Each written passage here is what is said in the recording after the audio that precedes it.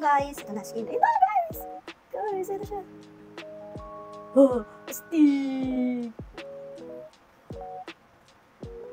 Ang galing! Palit-palit na mga pictures. Ayan siya, guys. Oh, ang ganda, diba? Ang cool. May bago na naman akong gustong phone case. Ang sulit niya. Unboxing time! So, yan. Ngayon, ako ay nahilig na naman sa pagbili ng mga phone cases. Yung last time na pinakita ko ng phone case sa inyo ay yung tulad nito. Naalala nyo? So, syempre, mahilig tayo sa ganyan kasi K-pop fan tayo. Mahilig tayo maglagay ng mga photo card sa ating mga cellphone. So, ito, nakita ko. Grabe, no? Talagang nagiging advanced na talaga yung panahon ngayon. As in, maso-surprise kayo dito. Medyo mahal siya, pero tingin ko worth it siya. Kasi hindi ka na kailangan magpalit ng mga photo card sa phone nyo. Ito siya. Nagulat ako dito kasi may weight talaga yung case niya. And ayan, diba? Ang cute niya. Pero may magic yan. So, ang ginagamit nila dito ay NFC. AI phone case. Ganito itsura niya sa ating phone. And then, medyo may weight talaga yung phone case. For me, good thing din naman yun kasi ayoko naman na parang mukhang plastic or talagang super gaang nung phone case. And then, gagamitin ko na yung app niya. Lagyan na tayo ng picture natin dyan. For example, si Hisu. May ganito siyang settings.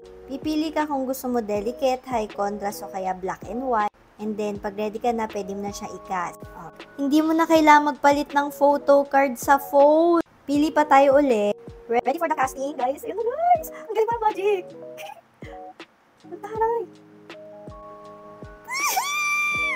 Ang taray! Nalibang ang first one. Sige, isa pa. Gawin natin buong enha naman. So, casting. Yan, ready to scan. Ganyan yung lalabas. And then, magmamagic na siya dyan sa likod. Ang galing! Parang ano siya, no? Parang medyo retro vibes. Kasi parang grainy, gano'n. Feeling ko, depende sa pictures din yun. Try natin to. Oh, ang cute! Guys, ang cute! Ang galing, ang sulit naman itong phone case na to. Biruin yun, hindi na ako kailangan magpalit ng phone case o kaya hindi na ako kailangan magpalit ng photo card. Kahit anong picture na makita ko, pwede ko na ilagay dyan. Kasi diba, minsan, pag may mga comeback sila, so, meron kang mga pictures na nagugustuhan agad. So, gusto ko siyang ilagay agad dito sa phone. Ang gagawin mo lang, sisave mo lang yung photo na yun, tapos lagay mo na lang dito sa app nila. Guys, it's so pretty! Ang ganda! Nalagay ko siya dyan sa yellow basket.